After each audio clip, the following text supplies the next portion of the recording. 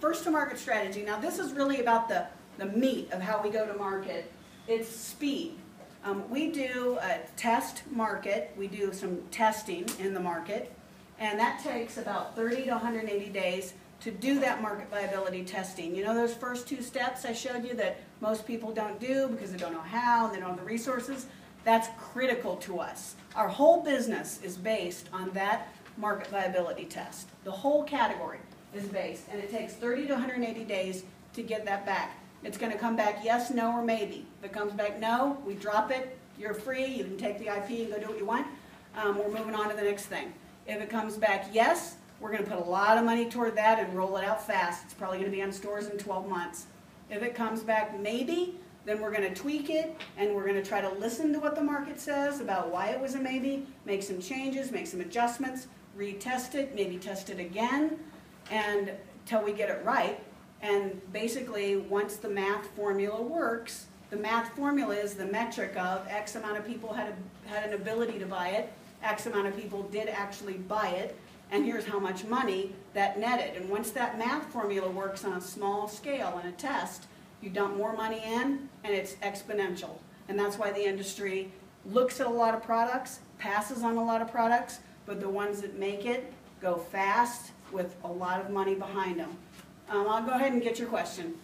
Is there a good percentage, so say you make 1,000 calls, what's that percent that you feel is successful if 50 people want to buy? Right, what's the percent? Yes, that's a good question on the percent, and I am sorry I do not have the exact answer. It's probably proprietary. Numbers like that are not my strength, but I will tell you what I look at is a report that has lots of small print numbers on it that I'm not interested in looking at very deeply, but the other partners on our team love it, and they pore over it with microscopes and, you know, love it. It's not my particular area. I look at the thing that says green or red. So it's really in-depth. It's very, very in-depth. Okay, confidentiality. It's critical. Confidentiality is critical because we're not protected by the IP, and because we have such rigid requirements on the things that we look for. If we sign an agreement with somebody, it's got to be confidential. Everything that we do in that test phase has got to be under the radar. If any competitors get wind that we have a successful market viability test, what some of the ones that don't work well and play with others will do is they will launch a competing product, not a patent infringement, but a product that solves the same problem in a different way. And that erodes market share for everyone. So it's not good. The other thing that's not good for us is inventors that, I call it spray and pray, when they spam their inventions all over town and they submit to every contest and every invention submission and they just spray it all over. You know, before you know it, it's not unique anymore because the industry's not that big, and there's only so many, you know, once a product gets out there, there's a lot of similar people that end up being involved along the way for it to get out there, and so it's not unique anymore. So what I want from you and from the people I work with is I want the respect of first right of refusal. I give you my word that I will review your item in a timely manner. We don't want to hold anybody up. Generally, I'm reviewing inventions every single day, but you know, a week, give me a week at the most. I might be traveling or whatever. Give me a week and I will tell you yes or no, and I'll take you with me along the journey of getting it through. But if I say no, then you want to spam it or spray and pray it, you got to go where you got to go. You got to try to make it happen. That's fine. But if I say yes, then give me at least the 30 days to try to get it through my system. And I want to see everything you've got first before you show it to somebody else, because I need a unique item. That's what's golden for me, is the unique item, and so it means confidentiality. Okay, I'm going to go through the slide.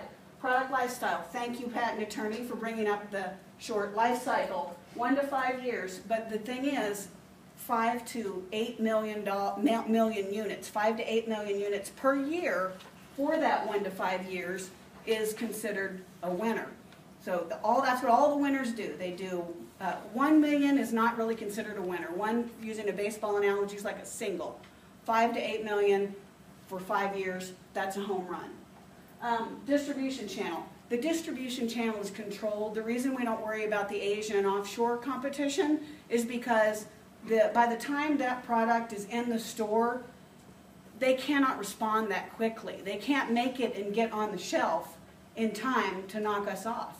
We make the big splash, we own the shelf space, because those agreements to be on the shelf, those are done, you know, in advance. You just can't come up with a product and, you know, in 3 months be on the shelf space.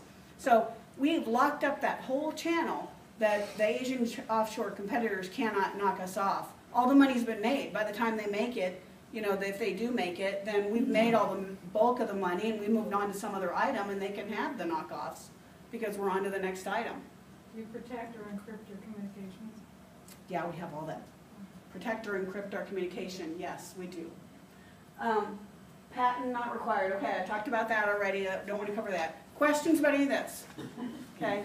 Is all this distribution that you've been talking about, is that U.S. distribution? What about?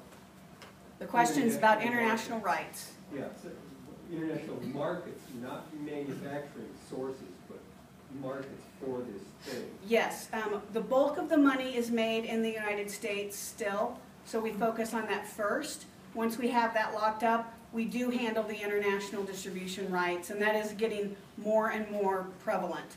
We also have partners internationally that bring it back this way too.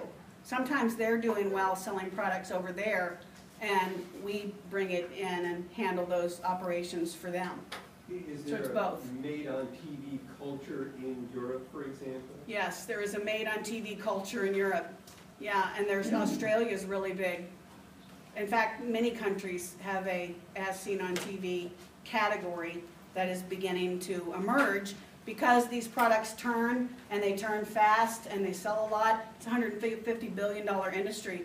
So we have a lot of competitors popping in. We have a lot of momentum in it right now, because anytime there's money in something, everybody wants to be part. One more question. Okay. And is it just 5 to 8 million, or does it go beyond that? Hopefully it goes much beyond that, So but it's- as a general rule, 5 So to I- 8 million units per year. So beyond 8 is. That'd be great. Yeah, it happens, but you know, we're trying to be realistic here. Okay.